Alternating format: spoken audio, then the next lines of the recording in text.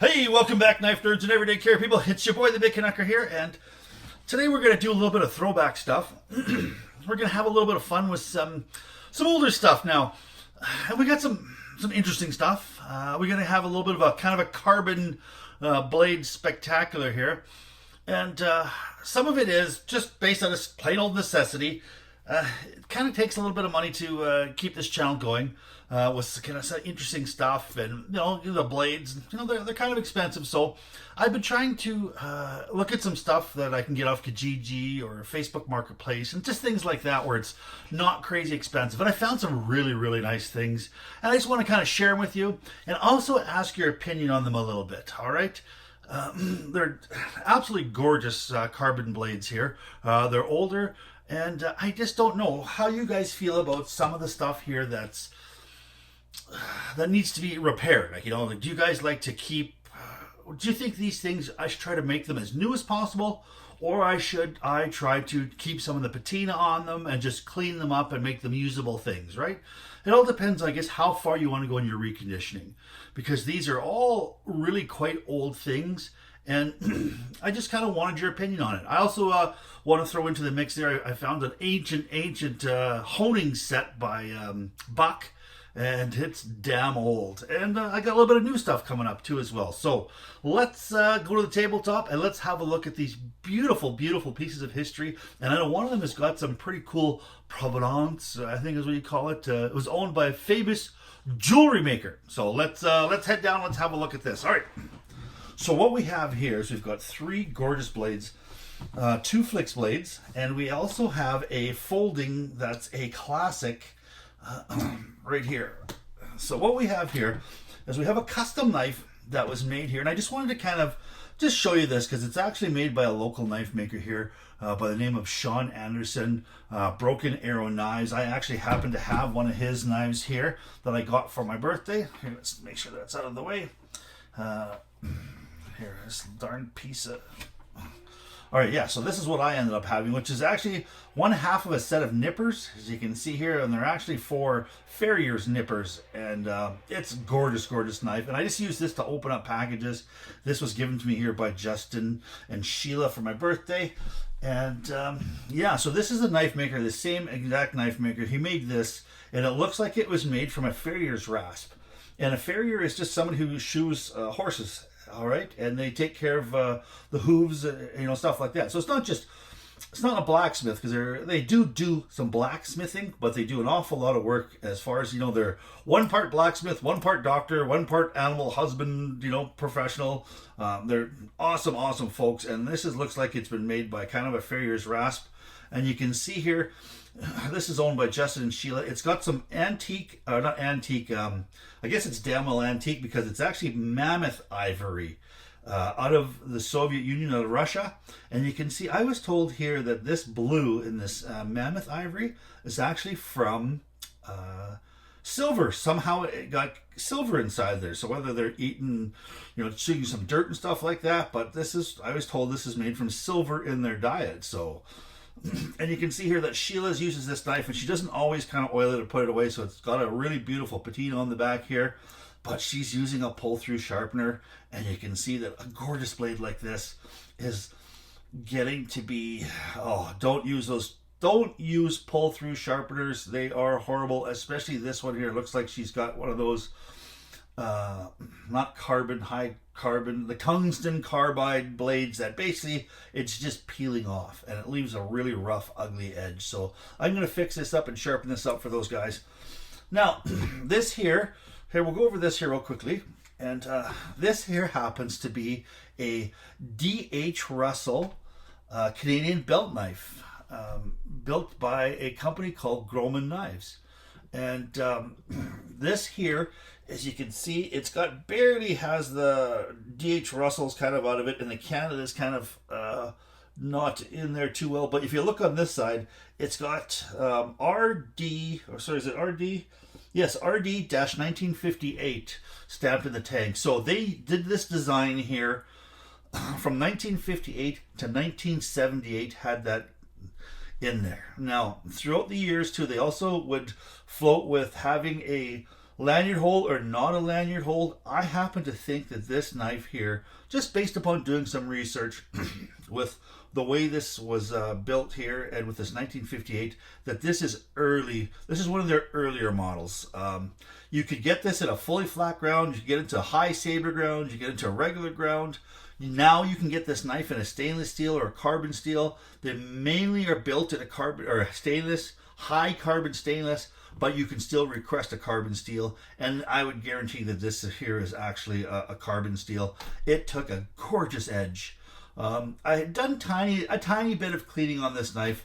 When I first got it, there was lots of corrosion on this blade. These pins here had turned green. So they say they're a nickel alloy bolster in them now, but I think back in the day these are probably more of a brass bolster because they've turned green. And no, maybe nickel alloy can turn green, but I don't think so. But I think this is more brass, and they've actually say they have rosewood handles, and this may be rosewood, but to me it seems more like a walnut. Now I just have to have a look more in the past to see what the kind of the knife, the history of this knife is. But it's, you know, a Canadian belt knife, and it's got this this hanging sheath here with a very, very simple design that's almost got like a braided place here to hook onto your belt, so it just hangs freely. It doesn't get bunched up or anything like that. Or you could actually take this and tuck it into some of your belt. Some of the trappers had a trapper's belt where that could just tuck into there, and you know, pull it out. You know, it's still, I mean, for being, I'm gonna guess this is what, probably, you know, at the minimum, you know, a 40-year-old knife with a sheath, and still going strong. I mean, still an absolutely fantastic, great, usable tool. I mean, Gruman Knives was built, I think he started in the late 1860s or so. It's been going for a long time. They're actually from Nova Scotia, Canada. So they have been going for a lot of years. So, hey, if you happen to be from Nova Scotia, where this factory is made, where this factory is, if you happen to have any sort of relationship with Gruman Knives, please ask them to drop me an email and let me know if I could get a little bit more information about this knife, just as kind of a historian. This looks like, you know, just a great usable tool that you can use this to as a camp knife. You can use this to cut up some, you know, a deer, some wild animal, some game if you want. You could use this to feather stick, to bushcraft with it. It's just a great design, and it is so comfortable too as well. I mean, it is incredibly comfortable. So yeah, so hats off to you guys, Gruman Knives, for making just a gorgeous tool. Now we've also got here, this one here happens to be, and this is a lot bigger knife than I thought it was. And just also to let you guys know, these two knives I purchased, and they were not very expensive knives whatsoever. I think each of them were 20 bucks. And there's a lot of knife here for that kind of money, especially the history of them, and how well they were built, you know. So like if you're like me and you collect knives, and sometimes, I mean, you're not going to use this knife every single day, nor this knife every single day. I mean, I got my Spydercos and I got things like that, but once in a while, I think it would be great to have this just in the collection, maybe even on display, because of just, I mean, the history behind this thing. So I haven't spent a whole lot of money. To buy this brand new right now is $109 Canadian. I think I've seen them $99 American.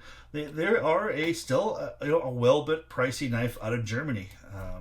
And you can see here that I've kind of put a little bit of lube inside there to get things going, because I'm going to have to kind of clean this action out a little bit. It's a little bit gritty, but hey, no problem. So let's go over to this here. So yes, this here is the Odermesser anchor knife. Built in Solon, Germany. Holy cow! My my Google down in my kitchen is answering me, even though I didn't say anything to him.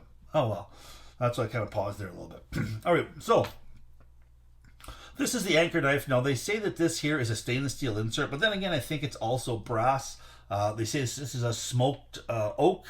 As far as the handle material, it was at one time, this was a sheep's foot design that ran the blade completely straight. Now the owner of this knife is a fella by the name of Alan Revere.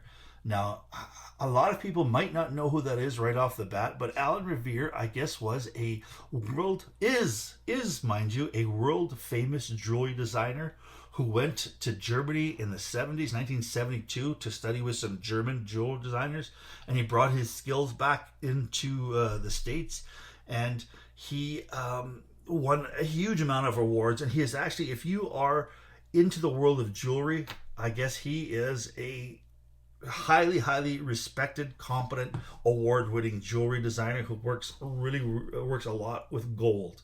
And if you just even Google his name, Alan Revere, and I'll probably leave it there in the description, you can find out more about this fella. I ended up picking this knife off a fella by the name of George, who worked with him. It was very good friends, and Alan just gave him a bunch of stuff that he wasn't no longer using to turn around and sell. And he happened to let me know that yes, this was owned by Alan Revere, and it is a gorgeous knife. And it's got, like I said too, it's got some patina in it that's going back years. So now the ones that are out right now, I had a look at some websites out there, and they also make the Mercator knife. So if you've seen that too, that's almost like a French folding knife. It's like a cat. You see lots of that. It's been coming over since the World War II. The Mercator knife. So there was lots of soldiers come back from Germany with these folding knives, and this one happens to be with the anchor, and this sheep's foot design is kind of a nautical knife, even though this is a high carbon steel. It's a Germany quality steel, and it is a single spring lock back, so there is no lock on it, but it does have the half stop, which is gorgeous, and it's still got great action. I mean, this knife has got to be, what? I don't know how old this would be. So if he went to, let's just say he went to Germany in 1972, this knife is, and he bought this shortly thereafter and has owned it since then, this knife has got to be, 40 plus years old, and still lots of action left in it, and lots of life still lived in this. Now, I don't think I'll be able to straighten this out and turn this back into a sheep's foot by sharpening this. I think that ship has kind of sailed, because really, in order to fix this edge completely, to make it right back into a sheep's foot design, I'm gonna lose lots of steel here.